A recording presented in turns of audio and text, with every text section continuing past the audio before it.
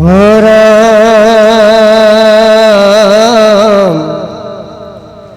অদ্ভুত ব্ৰহ্মচাৰী দেখিবি কাষুৰে নিস্তে যেন প্ৰণাম কৰিলা জানো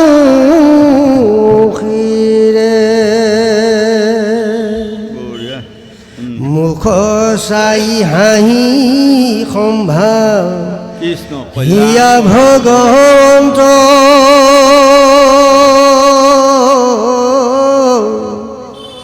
হে শুকুনিৰ পুত্ৰ ভৈলা শান্ত এনে একে দুখ কয়া হিলাম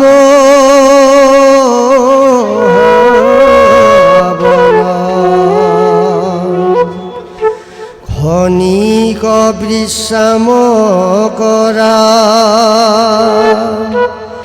তেজীও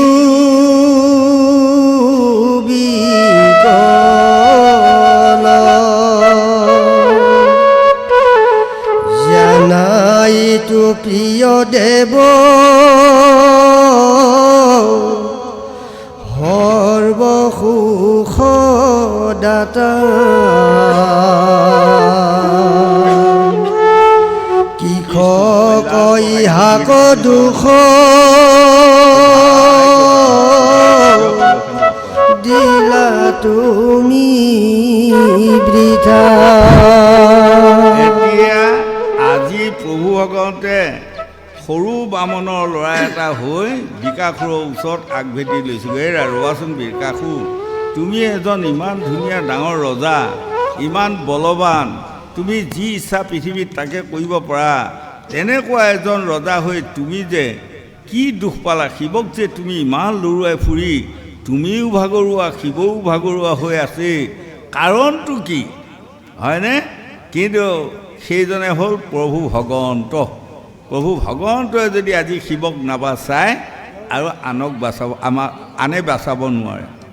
সেইকাৰণে আমাক ক'ল, এই লোকসকল, তুমিয়ে ব্ৰহ্মা, তুমিয়ে বিষ্ণু, তুমিয়ে মহেশ্বৰ, চৰাচৰত তুমি প্ৰভু, তুমিয়ে ঈশ্বৰ, হয়নে? অজ্ঞজন আৰু জ্ঞানীজন, জ্ঞানীসকলে দেখেই প্ৰভু ভগৱন্ত একেজনে, আৰু অজ্ঞানীসকলে দেখেই ব্ৰহ্মাও এজন, বিষ্ণুও এজন, ৰুদ্ৰও এজন। সেই লোকসকল সেয়া একেজনে, কাৰণ পাৰতহে তিনিটা। যেনেকৈ আমাৰ এখন ভাওনাত পাৰত খুলি ল'লে ব্ৰহ্মা, বিষ্ণু, মহেশ্বৰ কম পাৰত কাৰণে সেইকেইটা পাৰত বোৱা মানুহ নাই।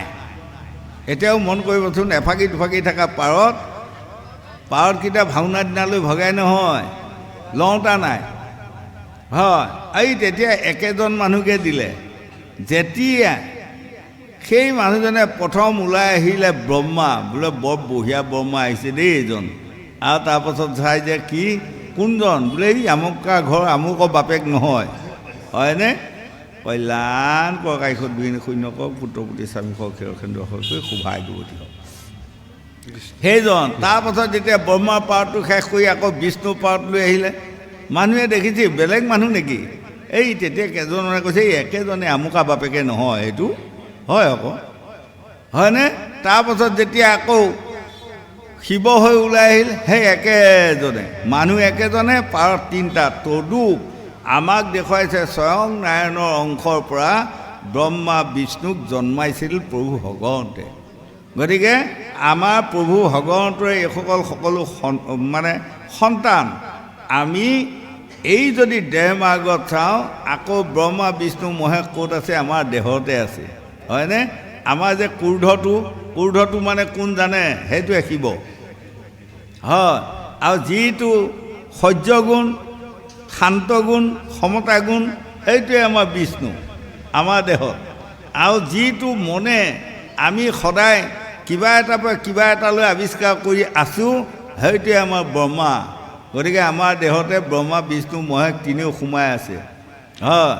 আৰু শাস্ত্ৰ কৈছে 14 খাখী লয়া দেহে আছে দামোদৰ ভান্দিবা নৰিবা উৰিয়া শুনা কলি নৰ প্ৰভু ভগৱন্ত আমাৰ দেহতে আছে কিন্তু কি ৰূপে আছে জানে জ্ঞান ৰূপে আছে হয়নে যেনেকৈ এতিয়া মন কৰিব এজন মানুহ বৰ অজ্ঞানী এজন মানুহ বৰ জ্ঞানী সেইকাৰণে দেৱঋষি নাৰদে প্ৰভু ভগৱন্তক কৃষ্ণক সুধিছিলে আপুনি মানুহ যে প্ৰত্যেকৰে হৃদয়ত আছেনে বোলে অঁ মই সকলোৰে হৃদয়ত আছোঁ আপুনি কি ৰূপ লৈ আছে তেতিয়া প্ৰভু ভগৱন্তই কৈছে এটা নাম ভাল এটা নাম কাল এই দুটা ৰূপ লৈ মই সকলোৰে হৃদয়ত আছোঁ যিজন মানুহে ভাল কাম কৰি ফুৰিব মই ভাল নামটোৰে সৈতে তেওঁৰ মানে আৰু গুণ গৰিমা যশস্যা বা শান্তি মই দি যাম আৰু যেতিয়া এজন মানুহে বেয়া কাম কৰিব তেতিয়া মই এই বেয়া নামটোৰে সৈতে কাল নামটোৰে সৈতে সংহাৰণ কৰিম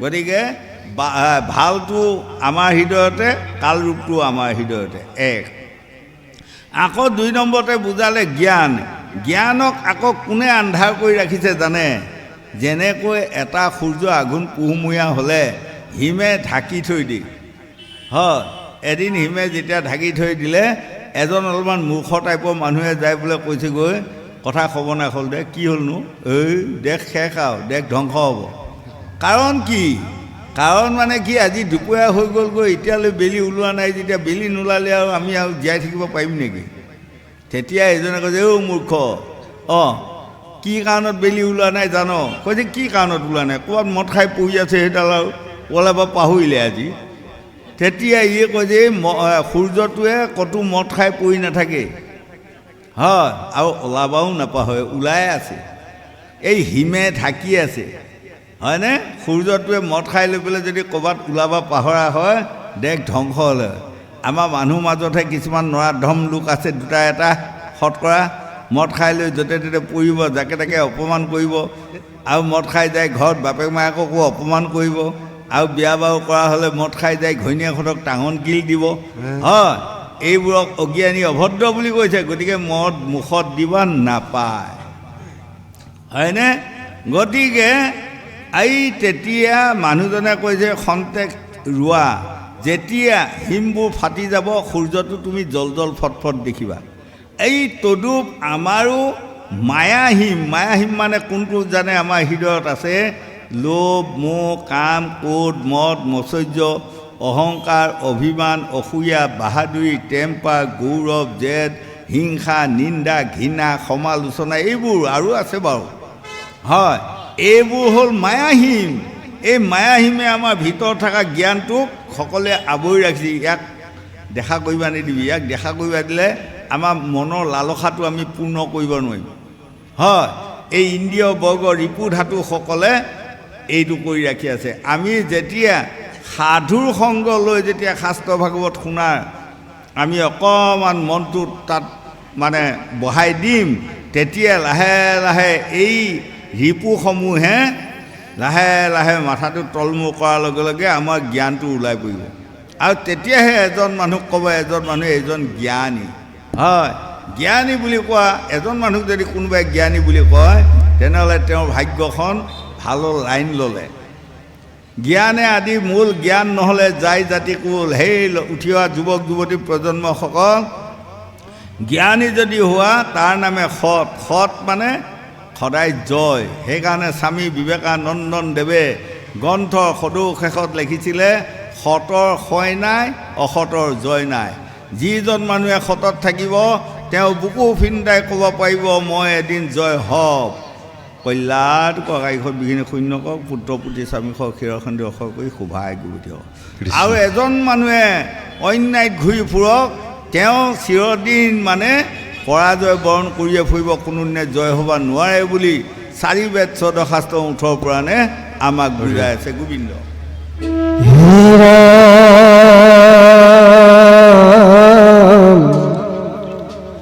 কিনো কাৰ্য থাকে যেবে দুখ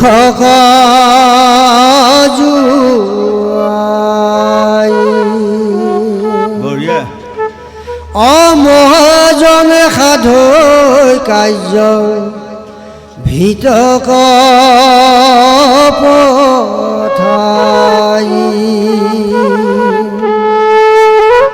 জিকাই যে থাকো তুমি আহিলা নাথ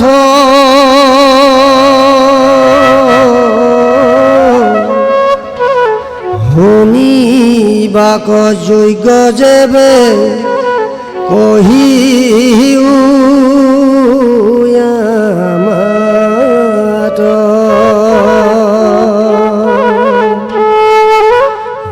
হে শোক পৰীক্ষিত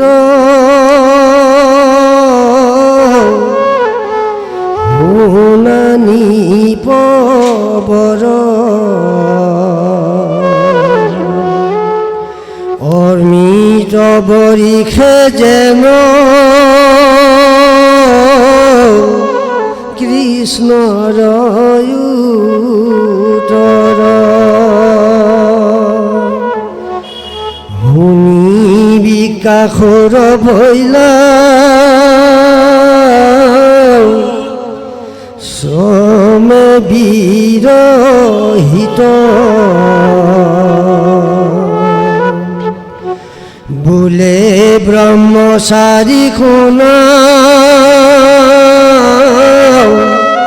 মুহুৰ চৰিত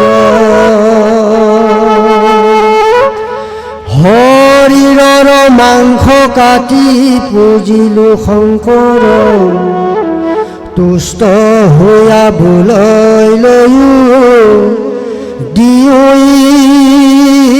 স্তবৰ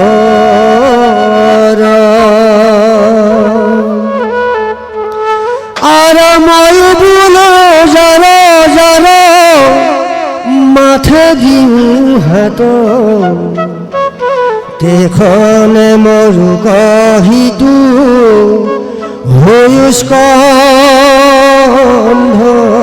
পাত এতিয়া আজি বিকাশৰ ওচৰত গৈ পৰম প্ৰভু ভগৱন্তে খাৰা হৈ ইমান ধুনীয়া শান্ত শিষ্য মিঠা বাক্য কোৱাৰ লগে লগে আজি বিকাশৰে মানে তেওঁক সুধিব বাধ্য হ'ল। এতিয়া সেইটোৱে বন্ধ কৰিব বিকাশৰ কিমান খং ৰাগ দম্ভ অহংকাৰত আহি আছে। সেই সময়ত যদি আপুনি ৰাগিয়াল কথা এটা কয় দমাব পাৰেনে নোৱাৰে। এতিয়াও তাৰে এটা মন কৰিবচোন। আমাৰ গৃহবিলাকত মই বহুত গৃহ পাই ফুৰিছোঁ। গৃহৰ নিজৰ তিৰোতা নিজৰ পত্নী নিজৰ স্বামীৰ মাজত বৰ ডাঙৰ ডাঙৰ কাজিয়া লাগে। কি কাৰণত লাগে জানে? এক নম্বৰ দুখটো হ'ল স্বামীয়ে কিবা এটা ডাঙৰ কথা বা খঙতে কিবা এটা কোৱাৰ লগে লগে যিগৰাকী তেওঁৰ পত্নী সেইগৰাকীয়ে যেতিয়া ইমান ধুনীয়া মিঠা মধুৰ বাক্য এটাৰ সৈতে কথা ক'ব সেই ঘৰত কাজিয়া নহয়। আৰু যদি স্বামীয়ে কিবা এটা খং ৰাগত দম্ভ অহংকাৰৰ সৈতে দপদপাই উঠাৰ লগে লগে তাৰো ওপৰত এগৰাকী মাইকী মানুহে যেতিয়া কথাটো দিব, কিছুমান মাইকী মানুহ আছে আকৌ আমাৰ আইসকল হয়নে, পুৰুষটোৱে যদি এগুণ ওপৰত দিয়ে তাই কিন্তু দুগুণ ওপৰত দিব, সেই ঘৰত কাজিয়া নমৰে আৰু। হয়, আমাৰ জ্যোতিষশাস্ত্ৰত ভিগুৱাদী বাৰমুণিসকলে লিখিছে এখন গৃহৰ পত্নীক বিয়া কৰোৱা দিনৰ পৰা তেওঁলোকে মৰা সময়ত তেতিয়া কি কৈছে, আমাৰ দুয়ো মাজত কোনোদিনে হাইটংকাল নহ'ল আৰু দিয়া, ইও কৈছে নহ'ল আৰু। কাৰণটো কি জানে? তেওঁলোকৰ গাত কেইটামান গুণ আছিলে। এক নম্বৰ গুণটো হ'ল আমাৰ আইসকল বোপাইসকলৰ এগৰাকী বিয়া কৰাৰ পাছত নিজৰ পত্নীয়ে নিজৰ স্বামীক চুভা মানা হয় আৰু নিজৰ স্বামীয়ে কেতিয়াবা নিজৰ পত্নীক চুভা মানা হয়। যদি সেইটো বেমাৰ লাগিল এই শেষে পঞ্চতংগত সেইটো বেমাৰ ঔষধো নাই, বেজীও নাই, বড়িও নাই। সাৱধান কিন্তু তাৰ পৰা, সেইটোৰ পৰা সাৱধান। এক। দুই নম্বৰটো হ'ল পুৰুষে কথা কোৱাৰ লগে লগে, স্বামীয়ে কথা কোৱাৰ লগে লগে যিজনী তিৰোতা বা নাৰীগৰাকীয়ে একো মাত বোল নিদি মনে মনে থাকে আৰু তেওঁ কৈ হোৱাৰ পাছত সদৌ শেষত যেতিয়া নাৰীগৰাকীয়ে মিঠা মাতেৰে ক'ব দিয়ক এইকণ কথাতেনো আপোনাৰ খং উঠেনে, লগে লগে তেওঁ সেইজন মানুহ উপলব্ধি আহে, তেতিয়া সেইখন ঘৰত কাজিয়া নাহে হয়নে। যদি কেনেবাকৈ পুৰুষটোতকৈ পত্নীগৰাকী আৰু এডপ ওপৰত যায় কেংকেঙাই দপদপাই উঠেই তেনেহ'লে কাজিয়া লাগিল, তাৰপাছত মাৰপিট আহিল, তাৰপাছত আৰু আজিকালি জানেই আৰু ক'ৰবাত কেঁচকে গ'লগৈ, কিবাই গ'লগৈ ইত্যাদি বহুত বাঢ়ি গ'লে আৰু জুইকুৰা মন কৰিবচোন, একুৰা জুই লাগি আছে, জুইকুৰা আমি কিহৰে নুমাব লাগে জানে? শাস্ত্ৰই কৈছে পানী ঢালি দিলে জুই নুমায়। হয়, একুৰা জুইক যদি আকৌ জুই একুৰা লৈ যাই পেলাই লগাই দি পেলাই জুই নুমাওঁ বুলি ভাবে নহয়। গতিকে আজি আমাক এইকণ কথাও শাস্ত্ৰ ভাগৱতে 4 প্ৰকাৰে আমাক বুজাই গৈ আছে। আপোনালোকে যদি ভকতি কৰিবলগীয়া হয় সদায় স্বামী পত্নী এক হৈ থাকিব লাগিব, তেতিয়াহে আপোনালোকৰ ভকতি আহিব, হয়নে? মহাপুৰুষ মাধৱদেৱে ঘোষাত লেখা নাই, প্ৰকৃতি পুৰুষ দুয়ো হৈবা এক মতি, তেৱেহে সিজিব জানা হৰিত ভকতি, হয়নে? আৰু যিহাল পত্নী আৰু স্বামীৰ মাজত সদায় এই একদম ঠেলিয়া ঠেলি গপিয়া গপি হিংসা হিংসি কাজিয়া লাগি থাকেই, সেয়ালে ভকতি কৰিবনে? মানুহ দেখুৱাই ভকতি কৰিলেও কামত নাহিব নহয়। হয়, গতিকে এগৰাকী এই মানে স্বামী পত্নীৰ মাজত 1 নম্বৰতে খামখেয়ালি লগাটো আমি নিষেধ কৰিব লাগিব। আজি বিকাসুৰৰ ইমান ৰাগ, ইমান ক্ৰোধত গৈ আছে, তাৰ ক্ৰোধ দেখি হৰি অবাক লাগি সেই বামনৰূপী ভগৱন্তে এনেকুৱা মধুৰ বাক্য, এনেকুৱা মানে প্ৰথমে কি ক'লে, আপোনাৰ নিচিনা এজন নাম কৰা ধুনীয়া ৰজা কিন্তু মৈত্ৰত আৰু নাই, আপুনি বৰ ভাল ৰজা, আৰু আপুনি এজন মহাজ্ঞানী ৰজা, হয়নে? আৰু আপুনি এজন বৰ ধৰ্মশীল ৰজা, কিন্তু ইমানখিনি গুণী জ্ঞানী ধৰ্মশীল হৈও আজি যে আপুনি কি ৰাগ উঠিল, কি খং উঠিল বাৰু শিৱক যে আপুনি লৰুৱাই ফুৰিছে? কথাখিনি কৈ যাওঁতে আজি বিকাসুৰৰ ৰাগ খং দম্ভ অহংকাৰ নাইকিয়া হৈ গ'ল। এই তদুপ আমাক দেখুৱাইছে, আমিও যদি কোনোবাই মোক যদি সুবিধা পাই বোলে দুৱাষৰ খঙৰে ক'ব বিচাৰে, মই যদি নৰমকৈ কৈ দিওঁ তাত কাজিয়া হ'ব নোৱাৰে। সেইকাৰণে আমাক কৈ যে সেই লোকসকল হাতত শ্ৰী গোবিন্দ দানয়দীপতি, সপ্তদ্বীপে জগন্নাথ কৰে বসতি। আমাৰ লোমডালে প্ৰতি জগন্নাথ নাম লৈ প্ৰভু ভগৱন্ত বিৰাজমান হৈ আছে। হাতত শ্ৰী গোবিন্দ দানয়দীপতি, হাতকেইখন আমাক কিয় দিলে জানে? কাৰোবাক মাৰিবা দিয়া নাই, কাজিয়া লাগিবা দি ফুৰা নাই, হয়নে? এতিয়া মন কৰিব, কিছুমানে অনাহত এইটো নাম তৰ্জনী আঙুলি, এই আঙুলি দেখুৱাই কথা হৈ ফুৰিব নাপায়। যিজন মানুহে তৰ্জনী আঙুলি দেখুৱাই কথা কৈ ফুৰে সেইটো তেওঁক অহংকাৰ লাগ ল'লে, তেওঁ জ্ঞান উপাৰ্জন কৰিব আৰু নোৱাৰিব। গতিকে এই আঙুলিটো সাৱধান, চবু কৰিব লাগে, চবু কৰিবা শিকক সকলোৱে।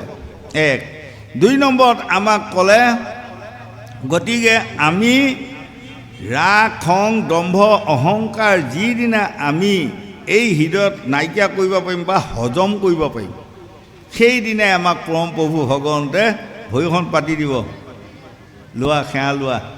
হয়, এতিয়া যে আমাক দেখুৱাইছে প্ৰভু ভগৱন্ত বৈকুণ্ঠক যোৱা দিনা বিয়াতহে শৰে পাত মাৰিলে, শৰ পাতে যাই প্ৰভু ভগৱন্তক বিন্ধি ল'লে। হয়, কাৰণ সেইটো আমাক বিশ্বত দেখুৱালে। তেওঁ আছিলে বালিৰ পুতেক অঙত, যেতিয়া বালিক একপাত শৰে বালি শংকলীলা জীৱ, তোমাৰ প্ৰসাদে ৰাজা ভৈলন্ত সুখ দিব। যেতিয়া বালিক বধ কৰাৰ লগে লগে কণমানি মানে অঙদে কান্দি আছে, তেতিয়া ৰামে মূৰটো মানে ফুৰাই দি, হাতখন ফুৰাই দি কৈছে, তোমাক কি বৰ লাগে কোৱা বাচা। এই তেতিয়া অঙদে কৈছিলে, মোৰ পিতৃক যিয়ে বধ কৰিলে তেওঁকো যেন মই এপাত শৰ মাৰিব পাৰোঁ। তেতিয়া পৰম প্ৰভু ৰামে কৈছিল, তথাস্তু, এই জন্মত নহ'ব, অহা জন্মত মই বৈকুণ্ঠক যোৱাৰ সময়ত তুমি এইপাত শৰ মোক পৰিশোধ কৰিবা, হয়নে? গতিকে বিশ্বত দেখুৱালে সদৌ শেষত খৰপাত লগাৰ পাছত যেতিয়া বিয়াতহে ডগৰীয়ে কান্দেই, প্ৰভু ভগৱন্তক কয়, মোৰ ডিঙিটো কাটি দিয়ক প্ৰভু, মই মহাপাপ কৰিলোঁ। এই তেতিয়া কৃষ্ণই ক'লে, নহয়, মোৰ আজি ঋণ মোৰহে পৰিশোধ হ'ল, মই ঋণী হৈ আছিলোঁ ইমান দিন। গতিকে তুমি সশৰীৰে স্বৰ্গলৈ যোৱা। লগে লগে স্বৰ্গৰ পৰা বিমান আহি ব্যাধক লৈ গুচি, হয়নে? সেই পাত কাক কৈছে জানে? আমাক যে কৈছে এই হাতত শ্ৰী গোবিন্দ, এইয়া, হয়নে? দানৰ অধিপতি, কি দান? প্ৰণামৰ দান। আমি মানুহ প্ৰণামৰ দান দি ফুৰিব লাগে, ধন টকা পইচা দান দিয়াৰ কথা কোৱা নাই, হয়নে? এই পাতে হ'ল ব্যাধৰ অস্ত্ৰ। এই পাত অস্ত্ৰহে আপুনি প্ৰভু ভগৱন্তৰ ভৰিত পিন্ধিব পাৰিব। আমাৰ এই কলিটো আমাৰ এই জ্ঞান অস্ত্ৰপাতৰে যিদিনা প্ৰভু ভগৱন্তৰ কৃষ্ণৰ ভৰিত পিন্ধিম, প্ৰভু ভগৱন্তে তথাস্তু বুলি ক'ব বাধ্য হ'বই, ৰেহাই নাই, হয়নে? গতিকে আমাক বংগদেশৰ চৈতন্যদেৱে লিখিছে, ভাবিও চিন্তিও কৰিও কাজ কৰিও ভাবিও না, চাৰ মধ্যে মাংসেৰ জোল, চাৰ কামিনীৰ কুল, গোৰাং নিতাই হৰি হৰি বোল। গতিকে এক হৰি হৰি বাহিৰে আমাৰ গতি নাই। গোবিন্দ।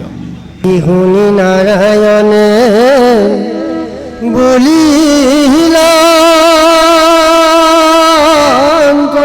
হাসি, এই কাজে এত দূৰ দুখ পাইলা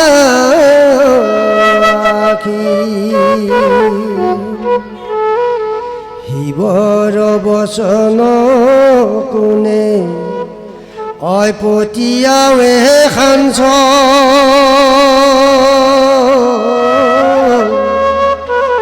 দক্ষ সাপে ভৈলা যেন কৰ্মহত পিশাচ, অৰণ দিগম্বৰ ফুলে জটা ভস্ম বিভূষিত, সংগে ভূত প্ৰেত যেন ৰাতুল চৰিত, তাহাৰ বচনে যদি তোমাৰ বিশ্বাস, শুনা দানৱৰ ইন্দ্ৰ আমাৰ সম্ভাষ। এতিয়া পৰম প্ৰভু ভগৱন্তে আজি বিকাসুৰক বৰ মধুৰ বচনে সুধি যাওঁতে আজি বিকাসুৰৰ ৰাগ খং দম্ভ অহংকাৰ কমি আহি সদৌ শেষত কৈছে, হে ব্ৰাহ্মণ, আপুনি যিটো কথা সুধিছে মই আজি কৈ যাওঁ শুনক। মই নিজৰ শৰীৰৰ মাংস কাটি শিৱ যজ্ঞ কৰি আছোঁ। একদম ডাঙৰ জুই বনাই লৈ তাত সেই জুইত পেলাই মই নিজৰ শৰীৰৰ মাংস কাটি দিওঁতে মোৰ মাংস শেষ হৈ গ'ল। সদৌ শেষত শিৱ তুষ্ট হৈ মোক কৈছে, কি বৰ লাগে কোৱা। আৰু তেতিয়া মই অমৰণ বৰ বিচাৰিলোঁ, তেওঁ অমৰণ বৰ দিব নোৱাৰাত তেতিয়া মই ক'লোঁ, তেনেহ'লে এটা কাম কৰক, মই যাৰ মূৰতে হাত দিম সি ভস্ম হৈ যাব, এই বৰটো দিয়ক। তথাস্তু বুলি মোক বৰ প্ৰদান কৰিলে। এতিয়া বৰটো সঁচা নে মিছা মই প্ৰমাণ কৰিবৰ কাৰণে তেওঁ মূৰত হাত দি চাব বিচাৰিছোঁ। আৰু তেওঁ কিন্তু আজি পলালে। পলোৱাৰ কাৰণে মই এৰা নাই। মই জানিলোঁ এতিয়া তেওঁ মিছা বৰ দি পলাইছে, কাৰণ সঁচা বৰ দিয়া কেতিয়াও নপলায়, হয়নে? যি মানুহে সঁচা কথা থাকিব তেওঁ কেতিয়াও ভয় নকৰে, নপলায়। আৰু মিছা কথা থকাসকল ভয়ত পলায়। গতিকে আজি শিৱই মিছা কথা কৈ আহিলে মোক। গতিকে এই কাৰণে মই আজি শিৱক লৰুৱাই লৈ ফুৰিছোঁ। এই কথাখিনি আজি কোৱাৰ লগে লগে প্ৰভু ভগৱন্ত বামনৰূপী ভগৱন্তই হাঁহি কৈছে, হে বিকাসুৰ, তুমি এটা ছাইড খুব বঢ়িয়া বুজা, তুমি জ্ঞানী মানুহ, ৰজা, কিন্তু এটা ছাইডে তুমি যে গোটেই নুবুজা হৈ আছা মই আজিহে বুজি পালোঁ, হয়নে? কোনটো ছাইডে নুবুজা হৈ আছা জানা? তুমি যে শিৱক ইমান লৰুৱাই ফুৰিছা, আজি কিহৰ কাৰণে লৰুৱাই ফুৰিছা? তুমি প্ৰমাণ, তাৰমানে তোমাক দিয়া বৰটো হয় নহয় না প্ৰমাণ এটা ল'ব লাগে শিৱৰ মাথাটো। তুমিতো নিজৰ মাথাটো হাত দি পেলাই প্ৰমাণ কৰি চাব পাৰা, হয়? নিজৰ মাথাত এনেকৈ হাত দিলে প্ৰমাণ হ'ব। আৰু জানো শিৱই তোমাক আৰু সঁচা বৰ নিদেই। ভাং ধতুৰা খাই শ্মশানে ঘূৰি ফুৰা শিৱই যদি সঁচাসঁচি বৰ এটা দিয়া হয় আৰু হয় তুমি পলাই নুফুৰে, তুমি কিন্তু সেইটো তোমাৰ সুদ দৃঢ়।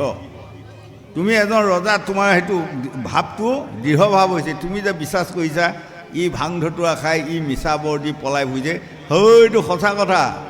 সি সেয়া ভাল বৰ দিয়া নাই, মিছা বৰ দিলে, সেইকাৰণে আজি পলাই ফুৰিছে। সঁচা বৰ দিয়া হয় সি ক'লে হয় দিয়া হাত দিয়া, কিমান বাৰ হাত দিয়া মই প্ৰমাণ দিম, হয়নে? সি যে সেইটো নকৈ যে পলাই ফুৰিছে, তাৰমানে বৰটো বৰ খাতিক নহয় আজি বামনে কৈ আছে হয়নে গোবিন্দ যাওক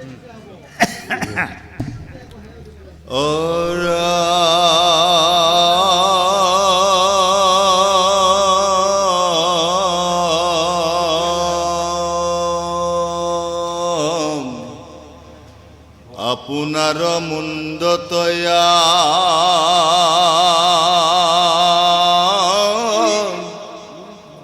পুনি দিয়া হাত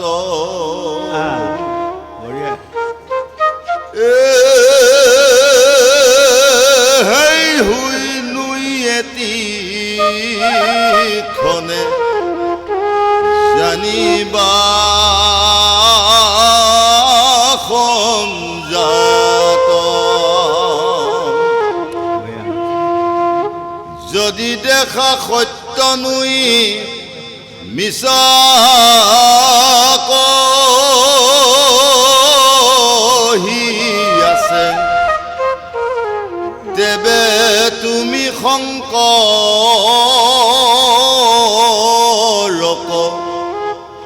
সংহাৰিব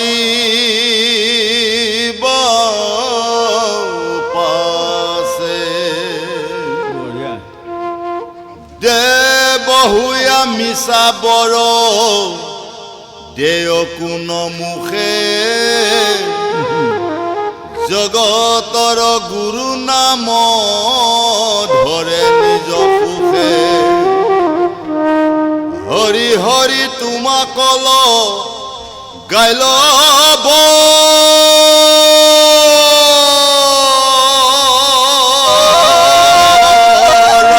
খেদ বৰ দি পলায়াৰ কোনে পাৱে ভেদ আজি ব্ৰাহ্মণ ৰূপী ভগৱন্তে কৈছে তুমি যে সত্যবাদী ৰজা তুমি দৈত্য ৰজা হ'ব পাৰা তুমি এজন জ্ঞানী ৰজা তুমি সত্যবাদী ৰজা তুমি কিন্তু সকলো পিনে জানা এইখিনিতে তোমাৰ অকণমান বুজা তাৰতম্য হ'ল কাৰণ তুমি শিৱক ইমান দিনে ৰাতিয়ে স্বৰ্গ মৰ্ত্য পাতালত লৰোৱাই ইমান কষ্ট কৰি ফুৰাতকৈ তুমি নিজৰ মাথাত নিজে হাতটো দি প্ৰমাণ কৰা আৰু জানিছোঁ শিৱই এইটো মিছাবৰে দিছে শিৱই আৰু কাকো সঁচা দি বৰ দিব পৰা মানে ভাগ্যত লৈ অহা নাই তেওঁ নিজেই লঘনে থাকে হয়নে তেওঁ ভিক্ষাক মাগি ফুৰে তেওঁ যদি ইমান এজন ভগৱন্ত হৈ যদি তেওঁ ধন ধান ইনকম কৰিব নোৱাৰে নিজেই দুখীয়া হৈ ফুৰে তোমাক আৰু সঁচা বৰ এডাল দিব পাৰেনে গতিকে তুমি নিজৰ হাতত মূৰটো দি পেলাই চোৱা প্ৰমাণ কৰি আৰু মিছা হ'বই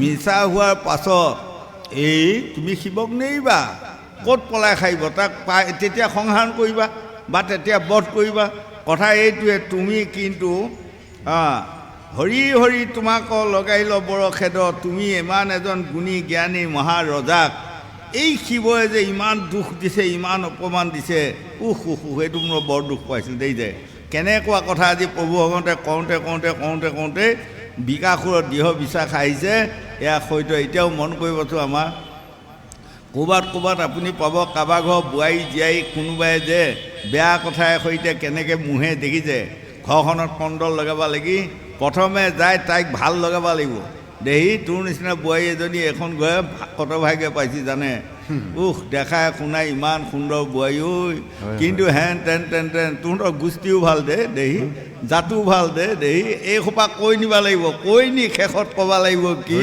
কিন্তু তুমি দেখাই শুনাই ইমান সুন্দৰ হ'লা তোমাক চলাবা কিন্তু শহু শাহুৱে জানাই নাই ইহঁত জধামুখ ইহঁতে বৰ দুখ দিছে এই তেতিয়া সেইজনী বোৱাৰী যিমানে মানে মেধাৱী নহওক তৎক্ষণাত ঘূৰি যাব হয় সাৱধান হ'ব এইবোৰ কথা হয় এইবোৰ কথা অসমত কিছুমান পাই ফুৰা মানুহ আমি গতিকে এই সংৰাগৰ মানুহ আপুনি দমন কৰিবলগীয়া হ'লে কাৰ ওপৰত তুমি ইমান খং দেখুৱাইছা বুলি পেলাই যদি কয়গৈ মাৰি খেদাব হয়নে এতিয়া আজি পূৰ্বগাঁৱতে কি তেখেতক কৈছে বিকাশৰ তোমাৰ স্বৰ্গ মৰ্ত্য পাতালত নাম আছে তুমি এজন জ্ঞানী ৰজা তুমি এজন ভদ্ৰ ৰজা তুমি এজন ভাল ৰজা তুমি যে প্ৰজাক ধুনীয়াকৈ খুৱাই বোৱাই ৰাখিছা তাৰ প্ৰমাণ আছে এই সোপা কৈ যাওঁতে বিকাশৰ এনেকুৱা লাগিল প্ৰভু হে বামন আপোনাৰ ওপৰত আৰু সত্য কথা কোৱা মানুহ আৰু কোনো নাই আৰু বিশ্বাস আহি গ'ল আৰু হেই তেতিয়া সদৌ শেষত কৈছেগৈ কি